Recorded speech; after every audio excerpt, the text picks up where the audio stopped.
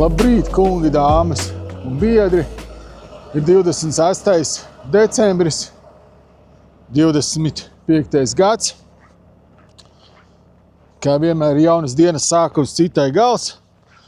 Mani sauc Aldis, esmu no Kanādas. Kopā ar sieviņu Rutiņu braucam pa Kanādu un Ameriku, piegādājam dažādu veidu kravas. Visu, ko var uzkrāmēt uz mūsu burvīgās piekabes. Kravu savācu 23. decembrī vakarā. Ziemassvētkus pavadīju mājās. Vakardien, 25. decembrī, vēl vakarā izbrauc ārā. Šī krava jāved ir uz netālu no Toronto, no mājām, kas ir apmēram 3 dienu brauciens.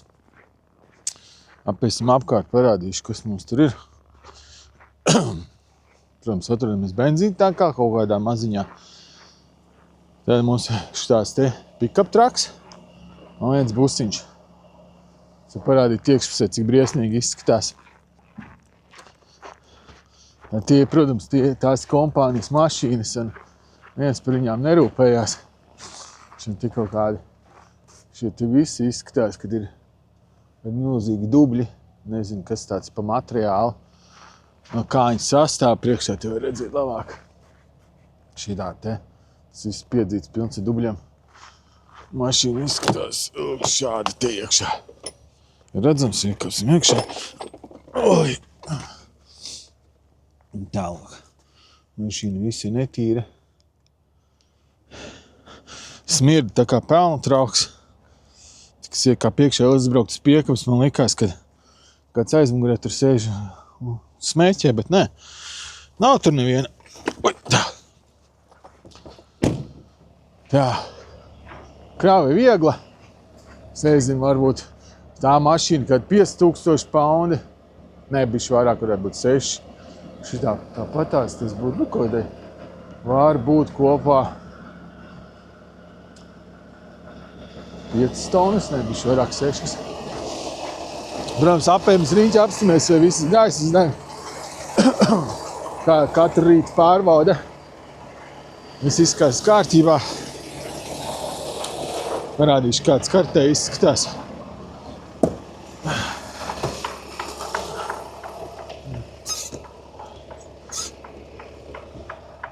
Jā, kartē tas izskatās lūk šādi te.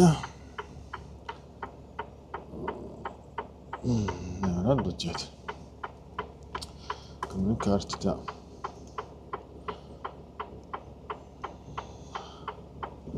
Jā, uz kartas tas izskatās lūk šādi te. No mājām tas ir, es braukšu caur Kanādu. Pirkstu nosaloši nevar neko izdarīt. Vienāk, brauc caur Kanādu, kas ir 2 stundas ilgāk nekā caur Ameriku, bet kilometru ziņā tas pats un nav jāmaksā nekur. Nav nekāda maksas ceļu. Tātad tas ir 2982 kilometri vai arī 20, tad nē, tas būs 31 stunda. Jā, viņš rāda Amerikas ceļu, es nezinu, ka, nē, es nevaru nekādīgi, viņš man neklausa, nu vienalga. Es jau tad vakarien nobraucu gandrīz 4 stundas. Tā kā galā būšu noteikti svētdienas vakarā, mēģināju viņiem sazinīt un pavaicāt, vai var svētdienu piegādāt, bet man neviens tur neatbild, kā parādās, ka viņi strādās šodien. Bet man vēl laiks piezinīšu vēlāk. Labi, dodamies ceļā. Aizmirsu piebilst, ka šajā braucienā dodos viens pats. Sieviņai Rutiņai palika mājās uzdevums. Būs tā, ka jauno gadu es arī sagaidīšu viens pats. Varbūt kopā ar kaut kādiem strangeriem, kādā benzīntankā izdzer šampieni, bet nu diez vai. Man to neviens nespieda darīt, braukt projām uz jauno gadu. Bet lieta ir tāda, ka šis 2025. gads ir bijis, teiksim tā, vissliktākais kāds vien ir, kopš mēs strādājam zem šīs kompānijas, kopš 2018. gada. Tā kā man bija iespēja gada pēdējās dienās vēl pieraut labu summu klāt, tad es izmantoju šo iespēju. Un otrām kārtām arī Kanādā īsti jauno gadu nesvina. Nu, ir lielajās pilsētās Toronto, kaut kur varbūt Kalgarī, Vancouvērā, tādās tur ir salūti, bet vietā, kur mēs dzīvojam, tur īsti nekādu salūti nav. Ja nu pats vienīgais kaut kādu petardu uzšauj gaisā. Tā kā es neko baigi daudz nezaudēju no jaunā gada svinībām, bet nu, tā kā pielikšu vēl pāris dolārus klāt pie šī gada sliktiem ieņēmumiem. Kā lai saka, dzīve ir nežēlīga. Reku mums atkal viens brauca priekšu, kam piekabē gaiss nestrādā. Piebrauksim blakus, pamēģināsim par rāciju, viņam uzprasīt, varbūt viņš dzirdēs mūs, ja viņam rācija, pavaicāsim, kas tur ir.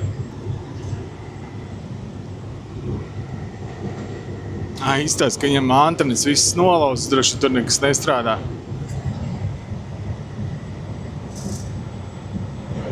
Hey, Volvo driver, do you hear me?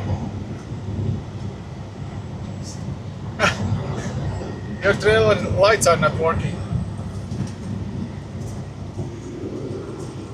Uzziniet, kas tur bija pie stūres. Uzminiet, kas tur bija pie stūres. Tur bija tāds galvas ornaments. Protams, viņiem nevienam rācijas nav. Viņš turpina braukt.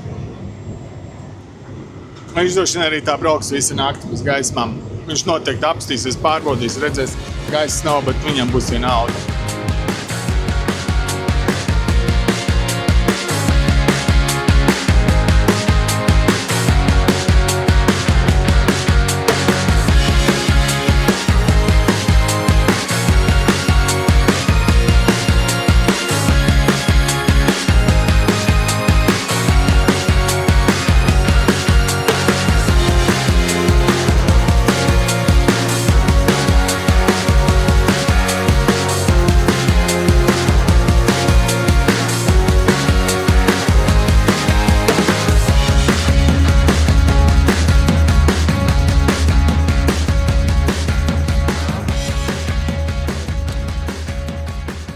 Sestdienas vakars, nobraukt visa diena, kopā nobraukts ir 9 stundas un 50 minūtes, nedaudz vairāk kā 1000 kilometru šodien nobraukts.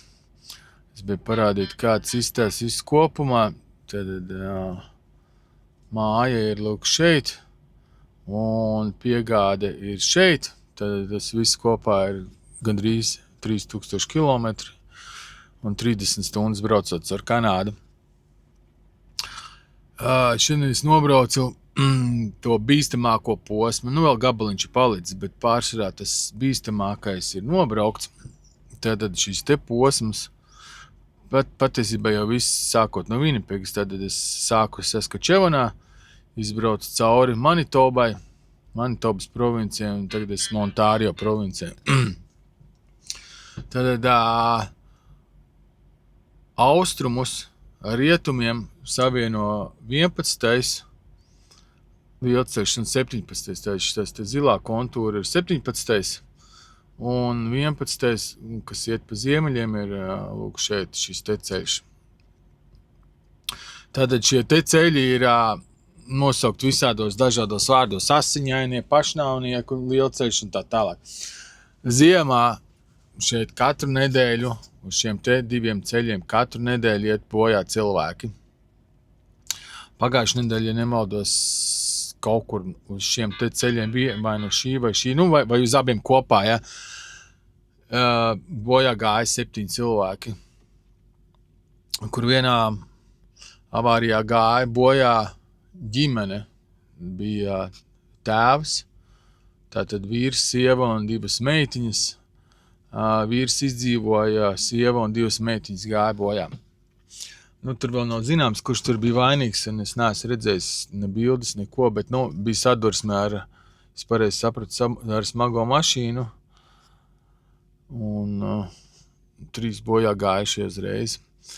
Un teorētiski, kur ir problēma, ja viens no šiem ceļiem ir ciet, tad tev paliek tikai viens ceļš, tā viņi ir 2. Šajā posmā notiek mazāk, bet arī tur arī ir avārijas ļoti bieži. Bet lielākās problēmas ir 11. un 17. šī te daļa, jo te ir ļoti daudz mazi tādi, kā var redzēt, līkumi. Kartē izstāsta tagad mazi, bet viņi lieli līkumi, asi līkumi, augsti kalni, tad iet uz leju atkal līkumi, un tur ļoti bieži saslīd mašīnas un ir avārijas. Tātad, ja viens šis te ceļš ir ciet, tad otrs ir vaļā.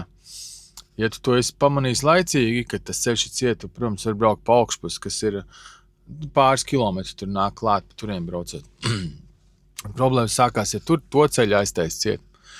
Tad tev nav kur palikt. Kompānijas, kurām ir, piemēram, kā mums, kas var braukt arī caur Ameriku, kas ir reģistrēts arī Amerikā, mēs varam braukt, kur var redzēt, pa otru ceļu, pa šien, pa leju. Protams, tie maksas ceļi. Problēma ir tām kompānijām, kuras nevar braukt pa Ameriku. Tās ir iesprūdušas, tās nekur netiek. Protams, tie ir pa vidu, tie ir kaut kādi mazie celiņus, ir paminēt, palielināt. Varbūt tur jūs redzēt, kur ir visādas tādas staciņas apmēram izstās. Tur ir normāli ceļi, bet tie maziņi jebkurā gadījumā. Un bieži vien tur satiksme nemaz netiek laista pa tiem. Tā kā šodien ir nobraukts tas bīstamākais posms. Šeit tas pārējais jau te viss būs ok. Te pārsvarā jau gandrīz visur ir jau dubultais lielceļš. Izbraucot no šīs te pilsētas ārā. Tā kā rītā vakarā būšu galā. Protams, ceļi nebūs aiztaisīti ciet, jo tagad sola šausmīgi sniega vētru.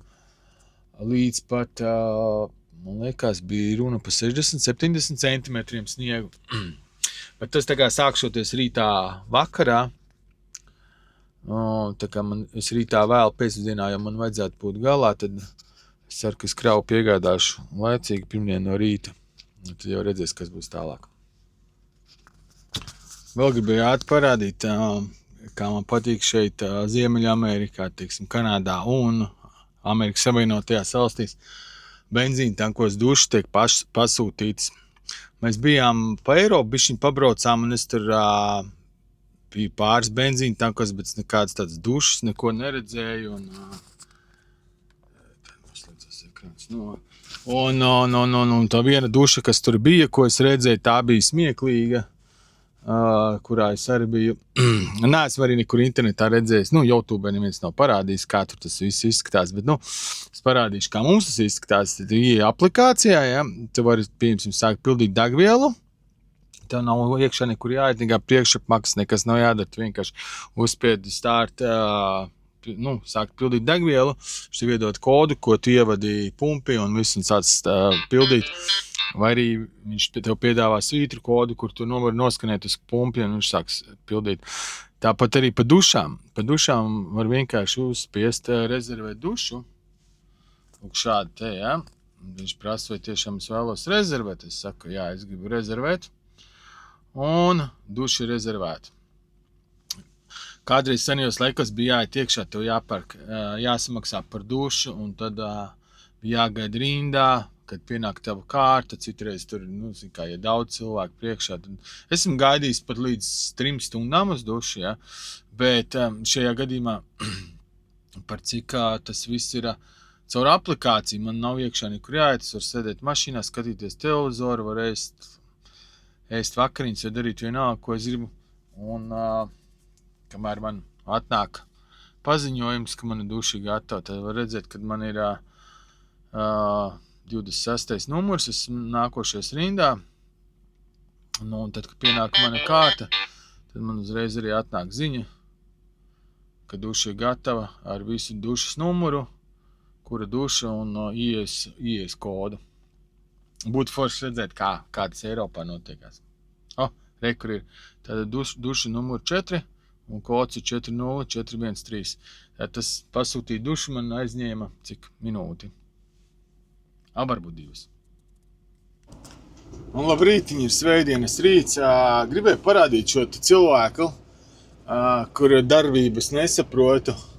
Vakarā atbrauc, domāju, ka viņš bija apstājies te varbūt pāris minūtēm. Tā kā sanāk izbrauktuvi, ja. Viņš vienkārši līkumu atstājis, nobloķējis visu joslu.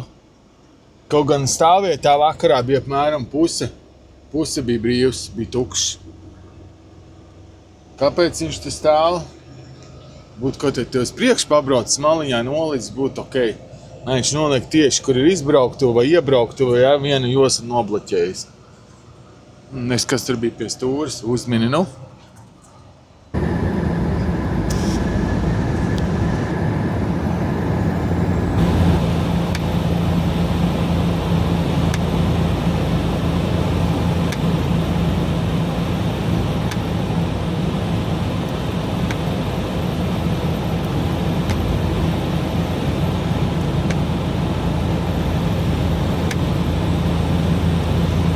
Beidz svētdienas braucienu. Izdomāju, ka iekšā pilsētā nedzīšos, tad tur nevar saprast, kas tur notiekās. Un tāpat nav kur skriet rītā, no rīta, ka būs beidzies trakais satiksmes skrējiens no 7 līdz 9, tad es kaut kad tad arī būšu pēc tam. Tagad visu pēcpusdienu lija lietus, bija -2, -3 grādi. Es varu parādīt, kā izstās manas logu slotiņas. Nevar redzēt, tas viss ir ledus virsū. Protams, saskaitīja kādas 4 avārijas pēdējās stundas laikā. 3 mašīnas bija uz jumta, un viena bija vienkārši atstosies pret apmalu, apmetusi tā kā 340 un atkal pret apmalu atstosies. Izstāst, ka tādas sadursmes ar citām mašīnām nebija, tikai tās, kas nebija noturējušās uz ceļa. Un kas ir interesanti, Kanādā nav obligāti ziemas riepas. Nevar runāt par visu Kanādu. Zinu, ka BC, British Columbijā, ziemas riepas obligāti vajag, ja tu brauc augšā kalnos. Ja tu dzīvo kur lejas daļā, tur nav vajadzīgs. Saskačevinā, kur es dzīvoju, tur ar ziemas riepas nav obligāts. Kaut kad mums ziema ir, sniegs ir gandrīz 5 mēnešu gadā. Par Albertu, man liekas, Alberta arī nav vajadzīgs ziemas riepas. Un Manitobā es nezinu, droši vien, ka nav vajadzīgs. Man liekas, Kvebekā kaut kas bija, es neesmu pārliecināts. Bet jā, teiksim tā, ļoti daudz cilvēku brauc ar vasaras riepām un vēl pēc tam plikām vasaras riepām un vispār nedomā par drošības ceļa. Tāpēc, ka tas nav obligāti, tāpat kā apskatis. Apskatis arī nav. Apskati mašīnai, vieglai mašīnai, tu ej, pieņemsim mūsu provincē, tikai tad, ja tu ieved no citas provinces, ja mašīna ir vecāka laikam pa 2 gadiem. Un kad pērc jaunu, vai arī, ja tu nopērci norakstītu mašīnu apdrošinātājiem, tā tu ej inspekciju, kas latviski būtu apskata. Un savādāk tur visi brauc ar kādām mašīnām vien grib, izjukušām, sapūšām, tur caurumi tādi, ka Jurčikam tur nebūtu ko darīt ar savu pretrūsas apstrādi, jo tur vairs nebūtu ko metināt. Apskats arī ir smieklīgas, nav nekādu bremžu stendi, ja? Īsti neviens par tādiem nav neko dzirdējis, ne viegliem, ne smagajiem nav bremžu stendi. Bremzes tiek pārbaudīts mērot bremžu kluču un bremžu disku biezumu. Bremžu darbību neviens nemēra. Tāpat par gaismām, tu var likt kādas lukturīšas, tur spūldzītas iekšā gribi, neviens tev neko nevar aizrādīt. Lukturu augstums neviens neregulē, neviens pat īsti nezina, kā tas jādara un kam vispār jāvot. Pēc ļoti daudzām mašīnām lukturi ir debesīs, par izplūdes gāzēm vispār var nerunāt. To arī viņi tikai filmās redzējuši, kā tas notiekās. Visumā, jā, Kanāda pat par sevi ir, ja salīdzinām pret Eiropu, ir ļoti atpalikusi, kas vienā ziņā varbūt ir labi, un vienā ziņā nav tik labi. Katram kokam 2 gali. Šonakt palikšu pa nakti tādā vietā, kas sauc Unroute. Ceļa malā tā kā restērija, atpūtas ērija, kur ir liela tā kā telpa ar dažādām ēstuvēm. Kā arī var redzēt, šeit ir un galdiņu uz riņķi, kur tu vari apsēsties, paēst. Kas ir interesantākais, un ārā ir stāvvieta smagajiem autobusiem, arī viegliem, smagajiem, kādas varbūt 20-30 stāvvietas nav neko daudz. Kas ir interesantākais šajā iestādē, aiz kases vai tekstā aiz letes, tu īsti nekad neredzēsi nevienu cilvēku ar ādas krāsu, kādi ir mums. Un tas viss ir ok, viss ir kārtībā. Bet viens no iemesliem, kāpēc tas tā ir, jo Kanādas valdība pati sev ir izrakusi bedri. Tātad, ja tu pieņem darbinieku uz īsu termiņu, darba vīzām vai nezinu, kā viņas ir precīzi sauc, darba devējiem ir nodokļu atvieglojumi. Un kas ar to notiekās? Tā, kad tu piesakies darbā, bieži vien viņi tev neņem. Tā darba sludinājumos ir jau rakstīts, kad meklē darbiniekus ar īstermiņa darba vīzu vai darba atļauju. Tādā veidā darba devējs krietni ietaupa uz nodokļiem. Bet vieta ir forša. Tu vari izvēlēties paēst 1, 2, 3, 4, 5, 6, 7 vietas, kur tu vari nopirkt ēdienu. Izvēlēties kādu tu gribi. Bet jā.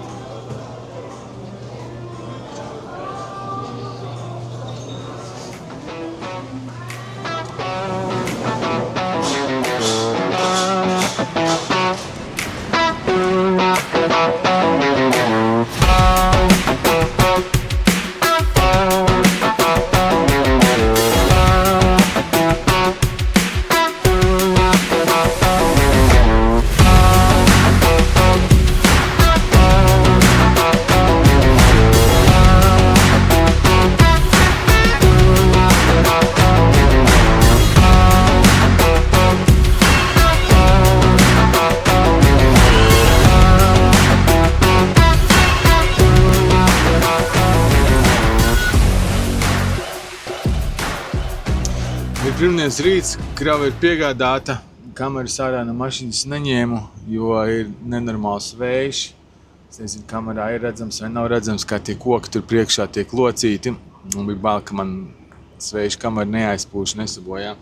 Braucot uz šejienu, bija jābrauc pāri ļoti augstam tiltam, kur tiešām bija sajūta tāda, kad mašīna apgāzies, tas vējš bija tik stiprs. Bet krava ir piegādāta veiksmīgi, viss ir kārtībā. Šim stāstam arī ir beigas. Paldies par skatīšanos. Sākšu braukt pēc nākošās kravas. Visu labi. Ir 2025. gads, 29. decembris. Šodien no rīta piegādāju kravu. Un tagad esmu netālu no nākošās kravas savākšanas vietas, kas būs Kvebekā, netālu no pilsētas Montreāla. Izskatās, ka šogad jauno gadu sagaidīšu viens pats, kas manā 44 gadu dzīves laikā nekad nav noticies, bet, dzīve ir nežēlīga, tur neko nevar darīt. Bet es vēlējos visiem jums skatītājiem pateikties, visiem, kas ir piesakojuši, visi, kas skatās, skatījumu skaits un piesakotais skaits ir šausmīgi strauji audzis, manuprāt, strauji audzis, jo es to sāku darīt tikai pirms 4 nedēļām. Visiem jums liels paldies par to un vēlējos jums visiem skatītājiem, piesakotājiem, radiem, draugiem, paziņām, biedriem, ģimenes locekļiem, visiem novēlēt laimīgu jauno gadu, daudz naudas nākošu gadu, labu veselību, daudz darba, lai viss izdodās, kā arī biedriem, kuriem ir XRP, lai XRP nākošu gadu celtos vērtība, kā minimums 2 reizes, 3 reizes, varbūt pat 10 reizes. Laimīgi jauno gadu!